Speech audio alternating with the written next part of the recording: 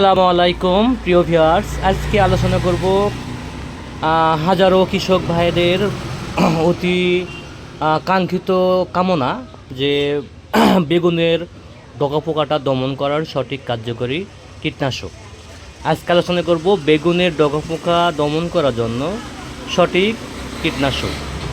কোন কীটনাশক ব্যবহার করলে বেগুনের ডগা পোকাটা দমন হবে, এক কথায় বেগুন হবে পোকামুক্ত বা বেগুন হবে ডগা পোকা হাত থেকে মুক্ত।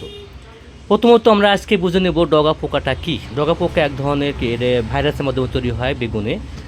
প্রতিটি শিরায় শিরায় প্রবেশ করে পোকাটা, শিরায় শিরায় প্রবেশ করার পর এই পোকাটা এক প্রান্তে বেগুন যখন ধরে ঠিক বেগুনের ভিতরেই সৃষ্টি হয় এবং বেগুনের ভিতরে প্রবেশ করার পর যখন তার সমস্ত কিছু খাওয়া শেষ তখন সে বেগুনটা ফুটো করে বা এক ধরনের ছিদ্রি করে এই পোকাটি বের হয়ে আসে।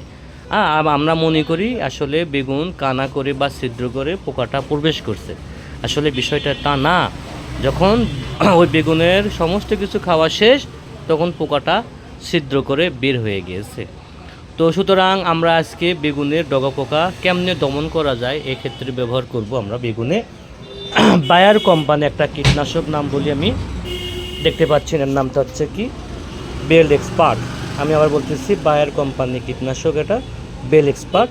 এই বেল এক্সপার্ট আমরা মূলত বেগুনে ব্যবহার করব পরপর 2 বার, 7 দিন পরপর 2 দিন আমরা এটা বেগুনে ব্যবহার করব। ইনশাআল্লাহ আমরা বেগুন খুব সহজেই পোকা দমন করতে পারবো। এর চেয়েও যদি ভালো চান বা আরও কিছু করতে চান তখন আমরা ব্যবহার করব এটা একটা প্রোডাক্টের নাম বলি সিনজেন্টেনার এনসিপিও। এই এনসিপিও যদি আমরা ব্যবহার করতে পারি প্রোডাক্টটা, নিঃসন্দেহে আপনার বেগুন পোকামুক্ত হয়ে যাবে। এটা সিনজেন্টেনার একটা প্রোডাক্ট। আচ্ছা, আমরা এনসিপিওর পাশাপাশি ব্যবহার করতে পারি অটো ক্রপ কেয়ারের এই যে আরেকটা আছে সাকসেস, আমরা ব্যবহার করতে পারি নিঃসন্দেহে। তবে পরিশেষে একটা কথাই বলি, সর্বশেষ ভার্সন হচ্ছে আমার হাতে, সবাই দেখতে পাচ্ছেন, মনে সবাই চেনেন, এটা হচ্ছে সর্বশেষ ভার্সন ট্রেসার। সুন্দর করে দেখতে পাচ্ছেন সবাই, এটা একটা ট্রেসার, এটা অটো ক্রপ কেয়ারের একটা প্রোডাক্ট।